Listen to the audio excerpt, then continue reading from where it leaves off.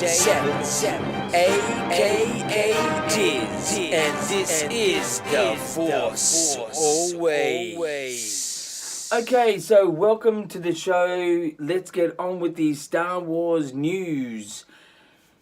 Captain Marvel has been released here in Australia. It's got nothing to do with Star Wars technically, but it is through Disney, and Marvel's with Disney, and Lucasfilm is with Disney, and it's a film about good versus evil, and that's what Star Wars is all about. But Captain Marvel has been released here in Australia and in America, but later on in the show I'll be giving you a review on what I thought. That's later on in the show. To more news, Star Wars Celebration in Chicago 2019 is, can you believe it, now 35 to 30 days away. That's 35 to 30 days away to Star Wars Celebration in Chicago. If you haven't saved your money for the event, you better do some overtime now, because it's going to cost little bits and pieces everywhere, including the photo opportunities and the autographs that you can get online right now. So 35 to 30 days to Star Wars Celebration, Chicago 2019. To more news, speaking of Star Wars Celebration, Chicago 2019, as I keep saying, I'll be giving questions and some answers to some possibilities for helpful advice for the event, as I've been to a celebration before that was in Orlando, and I'm going to another event now. Obviously, we're all going to go there if you're going to go there. Chicago. So I've got a couple of questions with some answers that may help you out. That's later in the show. That's after the interviews. So stick around for that one as well. To more news. Speaking of Star Wars Celebration, again, more photo opportunities have been announced online. Just go to the website, Star Wars Celebration. One of the greatest double up photo opportunities you can get is now available. Get on it before it does sell out. It's technically Emperor Palpatine and Darth Maul, which is technically Ian McDiarmid and Ray Park, as a photo with yourself and those guys. That is a great photo opportunity. It's the second most expensive one on the website at this stage, but that is just a unique one you could get at the Star Wars Celebration in Chicago 2019. So let's get on with more news. Going away from Star Wars Celebration for a moment, a book has been released this week. It's called The Queen's Shadow. It's all about Padme. So it's getting some good reviews at the moment. So Queen's Shadow is out, the book, so check that one out. To more news, J.J. Abrams, who had directed Force Awakens Episode 7 and has just done the principal photography for Episode 9, he's pretty much the man in charge of Star Wars at the moment, unless it's Kathleen Kennedy or whoever else. But J.J. Abrams, in an interview this week, has come out and said, to defend The Last Jedi, in a sort of matter of speaking, each film is its own film, and I think that's a great way to put it. For me, I don't have any problems with any of the films as an entire sort of thing. I'm not caught up in this rage that a lot of people are with prequels or The Last Jedi. For me, I take it for what it is, and I think that's a really good way to understand everyone's version of a Star Wars film. Rian Johnson put himself out there, did Episode 8. I think he did a good job. A lot of people didn't like it. I think his story ideas were a little bit lost, but his direction was fantastic. Visually it's fantastic. But anyway, so J.J. Abrams has come out and said each movie is its own movie. Anyway, so that's the news for this time around. Let's get into the views. Views is not about how many views a YouTube channel gets, or it's not about predictions either. It's all about my ideas within the story elements of Star Wars. It could be a trailer, it could be a teaser, it could be the stories, coming, the saga, the Skywalker saga, as we're sort of saying. It could be even about the spin-off films or anything. But this time around, it's going to be about another aspect to episode 9, General Hux. What do we do with General Hux? In the first one, he was sort of got a bit of respect from the story idea of who he was, but in my opinion, I wasn't really taken by the whole big speech thing. It came off a bit like Hitler, but you know, it was okay. It was what it was. In episode 8, my idea was to have him, you know, sort of go head to head with Kylo Ren and being the new apprentice for Snoke, but that never turned out. It didn't matter. It was fine, but a lot of people got put off by his comedy or the script idea at the very beginning of The Last Jedi, and really sort of put a dampening sort of feel to his character. For me, I was not that taken back by that whole intro. It was just what it was. It could have been not executed in the way it was to the extreme, but I accept it for what it was and is. But in episode 9, General Hux definitely needs to be a character middle to the background. He can't be front and center. There's too many things we have to take on. I don't think there's going to be any real relevance to him taking on a lead in this film. It would be a surprise if it was, but I just think General Hux needs to have a middle to background sort of feel, just sort of continue his character. That's it. I don't know if you have to kill him off or just, you know, have him fumble or whatever, but it just doesn't.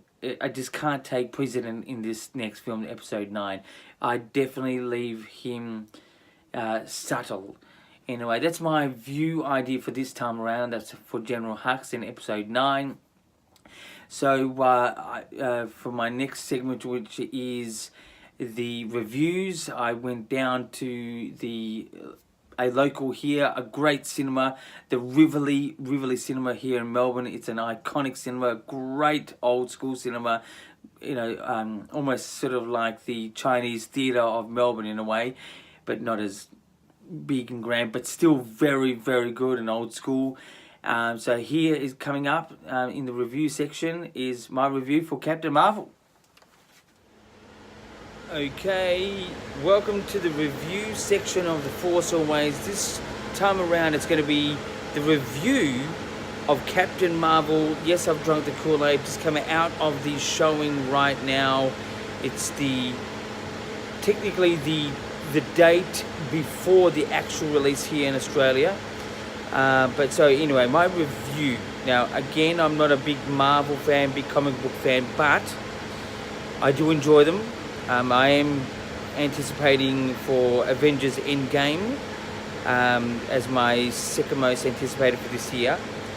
Look, the actual film Captain Marvel is actually very good. I give it a 7 out of 10. I thought it was very good. It just doesn't push the boundaries of story. The story is just casual, straightforward, but it really does have a seamless way of telling the story, and it was enjoyable. The special effects, which I always have a bit of a problem with in the storytelling of comic book films, especially nowadays, over electrified, you know, the plastic looking sort of uniforms, and it does happen here, but it happens with a seamlessly feel and look. But I'll tell you this, Samuel L. Jackson character Nick Fury, the look is amazing. His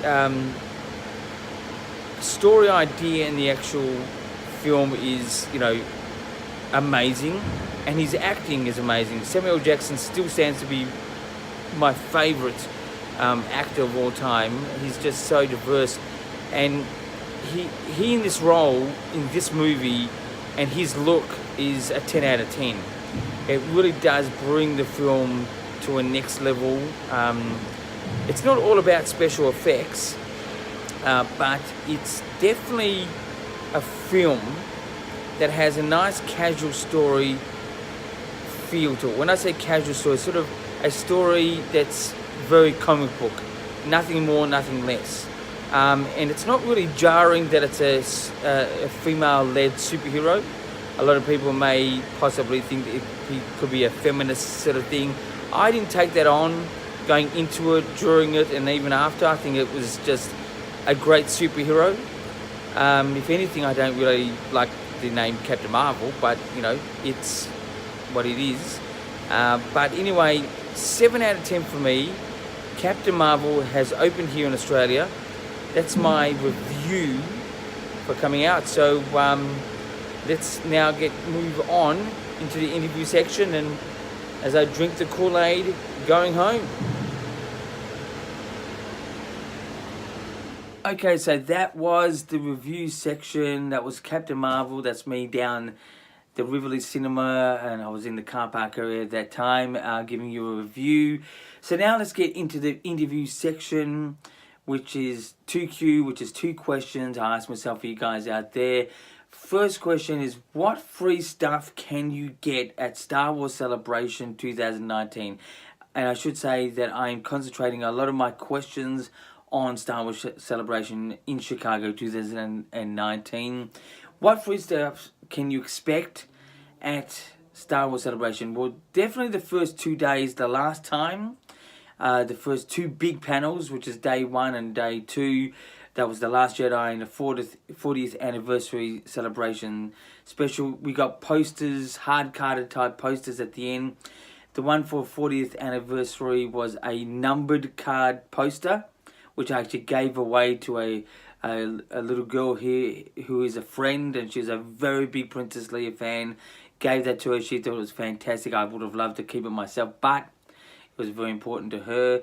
Also, at the end of The Last Jedi panel, they gave out the actual poster that was revealed there and then as a hard card, but it wasn't numbered. But that's some, a couple of items that were for free.